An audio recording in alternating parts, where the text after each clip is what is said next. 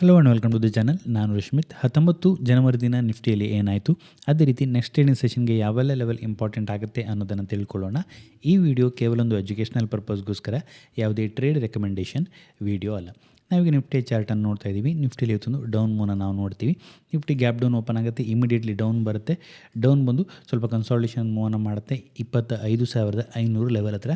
Next ಒಂದು up ಅಟೆಂಪ್ಟನ್ನು ಮಾಡುತ್ತೆ, opening level ಹತ್ರ ಹೋಗುತ್ತೆ, ಅಥವಾ 25,600 620 ಲೆವೆಲ್ ಹತ್ರ ಹೋಗುತ್ತೆ. ಅಲ್ಲಿ ಅಗೇನ್ ಒಂದು ರಿಜೆಕ್ಷನನ್ನು ಫೇಸ್ ಮಾಡಿಕೊಂಡು 25,550 ಲೆವೆಲ್ ಹತ್ರ ಬಂದು ಕ್ಲೋಸಿಂಗನ್ನು ಕೊಡ್ತು ಅಂತ ಹೇಳ್ಬೋದು. ಸೊ ಒಂದು ಡೌನ್ ಅಟೆಂಪ್ಟನ್ನು ಮಾಡುತ್ತೆ, ಬಟ್ 25,500 ಲೆವೆಲ್ ಹತ್ರ ಸ್ವಲ್ಪ ಸಪೋರ್ಟ್ ಬರುತ್ತೆ, ಅಪ್ ಹೋಗುತ್ತೆ, ಹೈಯರ್ ಲೆವೆಲಲ್ಲಿ ಅಗೇನ್ ರಿಜೆಕ್ಟ್ ಆಗಿದೆ. ಹಾಗಿದ್ರೆ ನೆಕ್ಸ್ಟ್ ಟ್ರೇಡಿಂಗ್ ಸೆಷನ್ಗೆ ಯಾವೆಲ್ಲ ಲೆವೆಲ್ ಇಂಪಾರ್ಟೆಂಟ್ ಆಗುತ್ತೆ ಅಂತ ನಾವು ನೋಡೋದ್ರೆ, ಇವತ್ತು FMCGಯಲ್ಲಿ ಸ್ವಲ್ಪ ಪಾಸಿಟಿವ್ ಮೂವನ್ನ ನಾವು ನೋಡ್ತೀವಿ. 0.67% ಅಪ್ ಮೂವನ್ನ ಕೊಡುತ್ತೆ. ಆಟೋ ಫ್ಲಾಟಲ್ಲಿ ಕ್ಲೋಸಿಂಗನ್ನು ಕೊಡ್ತು. ಉಳಿದ ಎಲ್ಲ ಸೆಕ್ಟರ್ಗಳು ನೆಗೆಟಿವ್ ಮೂವನ್ನೇ ಮಾಡಿಕೊಂಡು ಕ್ಲೋಸಿಂಗನ್ನು ಕೊಟ್ಟು ಅಂತ ಹೇಳ್ಬೋದು. Reality 2%, Nifty media 1.84%, health care 0.6%, IT 0.4%, ಹಾಗೆ ಫಾರ್ಮಾ 0.36% ಡೌನ್ ಮೂವನ್ನ ಕೊಟ್ಕೊಂಡು ಕ್ಲೋಸಿಂಗನ್ನು ಕೊಟ್ಟು. ಅಡ್ವಾನ್ಸ್ ಡಿಕ್ಲೈನ್ ರೇಷಿಯೋ ಕಡೆ ಬರೋದರೆ, ನಿಫ್ಟಿ 50ಯಲ್ಲಿ 23 ಸ್ಟಾಕ್ಗಳು ಪಾಸಿಟಿವಲ್ಲಿದ್ದರೆ 27 ಸ್ಟಾಕ್ಗಳು ನೆಗೆಟಿವಲ್ಲಿದ್ದವು.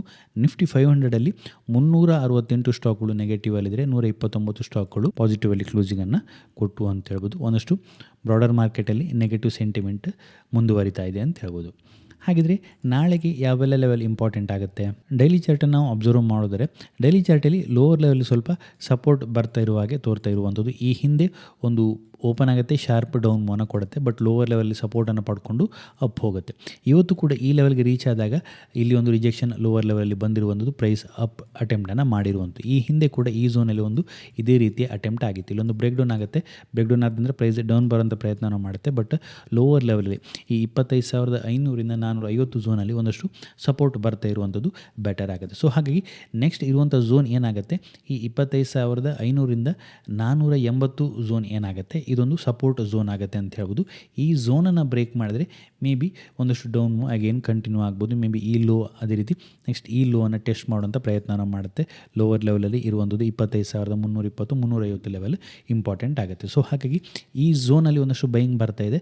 ಸೊ ಅದು ಕನ್ಫರ್ಮ್ ಆಗಬೇಕು ಅಂತೇಳಿದೆ, ಬೈಯರ್ಗಳು ಸ್ಟ್ರಾಂಗ್ ಇದ್ದಾರೆ ಅನ್ನೋದು ಕನ್ಫರ್ಮ್ ಆಗಬೇಕು ಅಂತ ಹೇಳಿದೆ, ಇವತ್ತಿನ ಹೈ ಏನಾಗುತ್ತೆ ಆ ಲೆವೆಲ್ಗಿಂತ ಮೇಲೆ ಪ್ರೈಸ್ ಸಸ್ಟೈನ್ ಆಗಬೇಕಾಗತ್ತೆ. ಆಗ ಬುಲ್ಸ್ಗಳು ಅಗೇನ್ ಒಂದು ಅಟೆಂಪ್ಟನ್ನು ಅಪ್ಸೈಡ್ ಪುಷ್ ಮಾಡಲಿಕ್ಕೆ ಮಾಡ್ಬೋದು. ನಾಳೆ ನಿಫ್ಟಿ ಎಕ್ಸ್ಪೈರ್ ಇದೆ. ನಾವು 15 ಮಿನಿಟ್ ಚಾರ್ಟನ್ನು ಅಬ್ಸರ್ವ್ ಮಾಡೋದರೆ ಇವತ್ತು ಏನಾಯಿತು ಅಂತ ಕ್ಲಿಯರಾಗಿ ವಿಸಿಬಲ್ ಆಗುತ್ತೆ. ಓಪನ್ ಆದ ನಂತರ ಇಲ್ಲಿ ಸೆಲ್ಲರ್ಗಳು ಶಾರ್ಪಾಗಿ ಪ್ರೈಸನ್ನು ಡೌನ್ ಸೈಡ್ ಪುಷ್ ಮಾಡ್ತಾರೆ. ಈ ಏನು ಝೋನ್ ಇತ್ತು, ಈ 25,480 500 ಝೋನ್ ಏನಿತ್ತು, ಅಲ್ಲಿ ಬಂದಾಗ ಬೈಯರ್ಗಳು ಪ್ರೈಸನ್ನು ಹೋಲ್ಡ್ ಮಾಡುವಂಥ ಪ್ರಯತ್ನವನ್ನು ಮಾಡ್ತಾರೆ. ಇಮಿಡಿಯೇಟ್ಲಿ ರಿಯಾಕ್ಟ್ ಆಗೋದಿಲ್ಲ, ಪ್ರೈಸ್ ಹೋಲ್ಡ್ ಆಗುತ್ತೆ. ಸೆಲ್ಲರ್ಗಳಂತೂ ಸೆಲ್ಲಿಂಗ್ ಪ್ರೆಷರನ್ನು ಕೊಡ್ತಾರೆ, ಬಟ್ ಬೈಯರ್ಗಳು ಸ್ಟ್ರಾಂಗಾಗಿ ಹೋಲ್ಡ್ ಮಾಡ್ತಾರೆ, ಪ್ರೈಸನ್ನು ಅಪ್ಸೈಡ್ ಪುಷ್ ಮಾಡಲಿಕ್ಕೆ ಸಕ್ಸಸ್ ಆಗ್ತಾರೆ. ಬಟ್ ಅಗೇನ್ ಈ ಓಪನಿಂಗ್ ಝೋನ್ ಹತ್ರ ಬಂದಾಗ ಅಗೇನ್ ಪ್ರೈಸ್ ಸ್ವಲ್ಪ ಡೌನ್ ಸೈಡ್ ಪುಷ್ ಆಗ್ತಾ ಇರೋದನ್ನು ನಾವು ನೋಡ್ಬೋದು.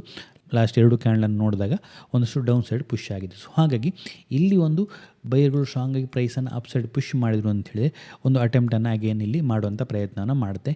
ಇಲ್ಲಿ ಓಪನ್ ಆದಂದರೆ ಒಂದು ಅಟೆಂಪ್ಟನ್ನು ಮಾಡಿತ್ತು, ಅಗೇನ್ ಸೆಲ್ಲರ್ಗಳು ಡೌನ್ ಸೈಡ್ ಪುಷ್ ಮಾಡ್ತಾರೆ. ಇವತ್ತು ಓಪನ್ ಆದಂದರೆ ಸೆಲ್ಲರ್ಗಳೇ ಕಂಟ್ರೋಲನ್ನು ತಗೊಂಡಿದ್ರು, ಬಟ್ ಫೈನಲಿ ಒಂದು ಬೈಯರ್ಗಳು ಅಟೆಂಪ್ಟನ್ನು ಮಾಡ್ತಾರೆ. ಸೊ ಹಾಗಾಗಿ ಹೈಯರ್ ಲೆವೆಲಲ್ಲಿ ಇರುವಂಥದ್ದು 650 ಲೆವೆಲ್, 660 ಲೆವೆಲ್ ಇಂಪಾರ್ಟೆಂಟ್ ಆಗುತ್ತೆ. ಆ ಲೆವೆಲ್ಗಿಂತ ನಾಳೆ ಟ್ರೇಡಿಂಗ್ ಸೆಷನಲ್ಲಿ ಪ್ರೈಸ್ ಸಸ್ಟೈನ್ ಆಗ್ತಾ ಇತ್ತು ಅಂಥೇಳಿ ಅಗೇನ್ ಒಂದು ಅಪ್ ಅಟೆಂಪ್ಟನ್ನು ಮಾಡುವಂಥ ಪ್ರಯತ್ನ ಮಾಡ್ಬೋದು. 750 to 800 ಝೋನನ್ನು ಟೆಸ್ಟ್ ಮಾಡುವಂಥ ಪ್ರಯತ್ನವನ್ನು ಮಾಡ್ಬೋದು.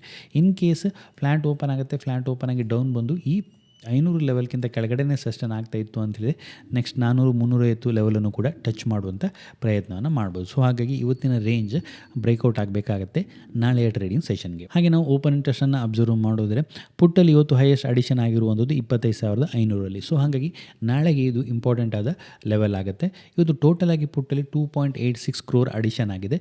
ಕಾಲಲ್ಲಿ ಆಲ್ಮೋಸ್ಟ್ 5 crore ಅಡಿಷನ್ ಆಗಿದೆ. ಹೈಯೆಸ್ಟ್ ಕಾಲಲ್ಲಿ ಅಡಿಷನ್ ಆಗಿರುವಂಥದ್ದು. ಹೈಯೆಸ್ಟ್ ಅಡಿಷನ್ ಎಲ್ಲಾಗಿದೆ 25,600. ಸೊ ಹಾಗಾಗಿ ನಾಳೆ ಈ ಲೆವೆಲ್ಗಿಂತ ಮೇಲೆ ಸಸ್ಟೈನ್ ಆಗಿ 650 ಲೆವೆಲ್ಗಿಂತ ಮೇಲೆ ಪ್ರೈಸ್ ಸಸ್ಟೈನ್ ಆಗಬೇಕಾಗತ್ತೆ. ಸೊ ಇವತ್ತು ಒಂದಷ್ಟು ಫ್ರೆಶ್ ಅಡಿಷನ್ 25,600 ಆಗಿರೋದ್ರಿಂದ 650 ಲೆವೆಲ್ಗಿಂತ ಮೇಲೇ ಸಸ್ಟೈನ್ ಆಗ್ತಾ ಇದ್ದಾಗ ಇದರಲ್ಲಿ ಕವರಿಂಗ್ ಬರುತ್ತೆ. ಆಗ ಮೊಮೆಂಟಮ್ ಪಾಸಿಟಿವ್ ಆಗುವಂಥ ಸಾಧ್ಯತೆ ಇದೆ. ಮೇ ಬಿ 750 ಲೆವೆಲ್ವರೆಗೂ ರೀಚ್ ಆಗ್ಬೋದು. ಹೈಯರ್ ಲೆವೆಲಲ್ಲಿ 700 ಹಾಗೆ 800ಅಲ್ಲಿ ಹೈಯೆಸ್ಟ್ ಓಪನ್ ಇಂಟ್ರೆಸ್ಟ್ ಕಾಲಲ್ಲಿ ಇರುವಂಥದ್ದು. ಲೋವರ್ ಲೆವೆಲಲ್ಲಿ 500ರಲ್ಲಿದೆ. 500ಕ್ಕಿಂತ ಕೆಳಗಡೆನೇ ಸಸ್ಟೈನ್ ಆಗ್ತಾ ಇತ್ತು ಅಂತ ಹೇಳೋದು ನೆಗೆಟಿವ್ ಆಗುತ್ತೆ. 500ರಿಂದ 450 ಝೋನನ್ನು ನಾವು ವಾಚ್ ಮಾಡಬೇಕಾಗತ್ತೆ ನಾಳೆಯ ಟ್ರೇಡಿಂಗ್ ಸೆಷನ್ಗೆ. ಹಾಗೆ ಸೆನ್ಸೆಕ್ಸನ್ನು ನಾವು ಅಬ್ಸರ್ವ್ ಮಾಡಿದ್ರೆ ಸೆನ್ಸೆಕ್ಸಲ್ಲಿ ಕೂಡ ಅಷ್ಟೇ ಇವತ್ತೊಂದು ರೇಂಜಲ್ಲಿ ಟ್ರೇಡಿಂಗ್ ಆ್ಯಕ್ಟಿವಿಟಿಯನ್ನು ಮಾಡ್ತು ಅಂತ ಹೇಳ್ಬೋದು. ಈ ಲೋ ಬ್ರೇಕ್ ಆದ ನಂತರ ಇಲ್ಲಿ 83,400 ಬ್ರೇಕ್ ಆದ ನಂತರ ಒಂದಷ್ಟು ಡೌನ್ ಮೂವ್ನ ಕೊಡ್ತು. ಲೋವರ್ ಲೆವೆಲಲ್ಲಿ ಈ 82,800 ಝೋನನ್ನು ಹೋಲ್ಡ್ ಮಾಡ್ತು ಅಂತ ಹೇಳ್ಬೋದು.